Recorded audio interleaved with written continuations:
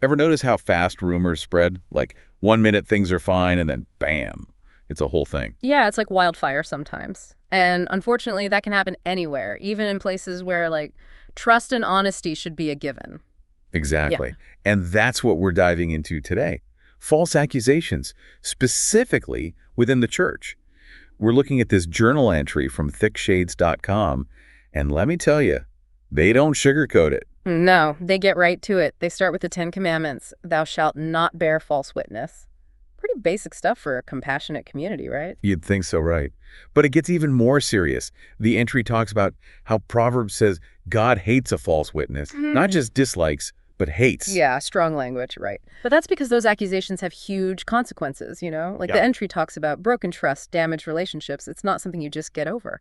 No, it leaves a mark. It really makes you think twice about those judge not verses. Right. And the entry talks about how we can be so quick to judge others, but maybe not so much ourselves. It's true, it's easy to point fingers. But the entry also talks about the power of words, like how James compares the tongue to fire. Whoa. Yeah, that's a powerful image. One little spark can cause a huge amount of damage. And it reminds me of something that happened. Oh, tell me more. Well, a few years back, there was this rumor about a pastor in our town. Someone accused him of, like, misusing funds. Oh, no. Yeah, and it was just whispers at first, but then it blew up. People stopped talking to him, stopped donating to the church.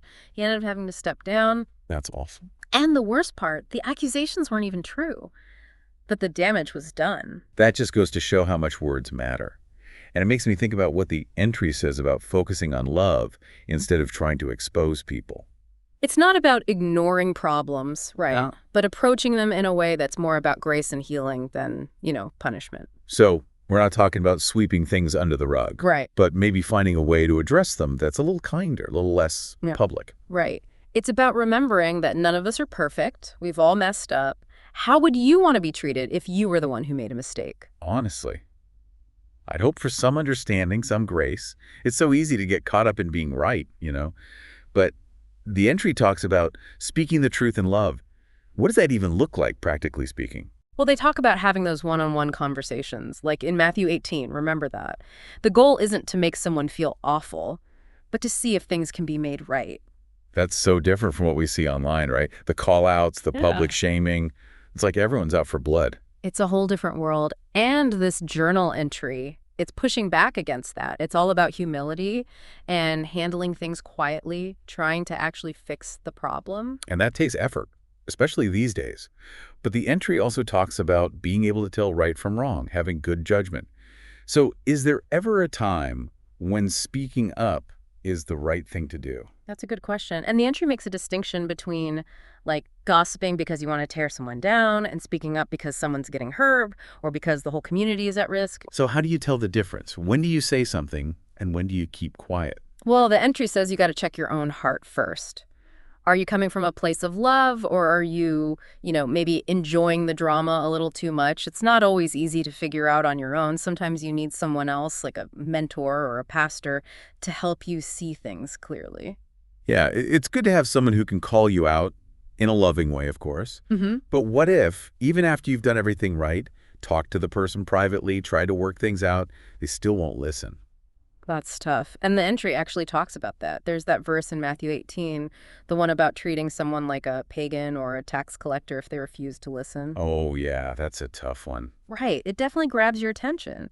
But people misunderstand it sometimes. It's not about being mean or cruel. It's about setting boundaries. So it's more like you're drawing a line in the sand to protect yourself and the community from further harm. Exactly. It's saying, look, I care about you, but I can't let you keep hurting people, including yourself. Sometimes the most loving thing you can do is step back and let someone face the consequences of their actions. It's a hard thing to do, but it makes sense. This whole topic, it's not as simple as it seems. No, it's complicated. But that's why this journal entry is so helpful. It reminds us that it's not just what we say, but how we say it, why we say it. It's about trying to be more like Jesus in how we handle these situations. Exactly. And as we've been talking, it makes you think, what kind of impact do our words have? It really does make you think. And the entry brings up that verse in Proverbs about how harsh words are like piercings of a sword. But then it says the tongue of the wise brings healing. Yeah, that's powerful imagery, right? It's like we get to choose. Are we going to use our words to hurt people or to help them? It's a choice we make every single day, isn't it? Like, what are we putting out into the world? Are we adding to the hurt or trying to make things a little bit better? Exactly. And the entry keeps coming back to this idea of reflecting Christ's love in our words. That's not easy, is it? No, especially with all the negativity out there. Hmm. It takes guts to be kind these days, to choose your words carefully, to offer grace instead of judgment. It does, but the payoff, man, it's Yeah. worth it. So as we wrap up this deep dive, you come back to this question. How do we actually live this out? How do we create a culture of grace, of healing, not just in the church, but everywhere? That's the question, isn't it? And maybe, just maybe, by talking about it, by really wrestling with these ideas, we're taking a step in the right direction. That's a good thought. So until next time, let's all try to be a little more mindful of our words. Let's be people who build up, not tear down. Thanks for joining us for this deep dive, and we'll see you next time.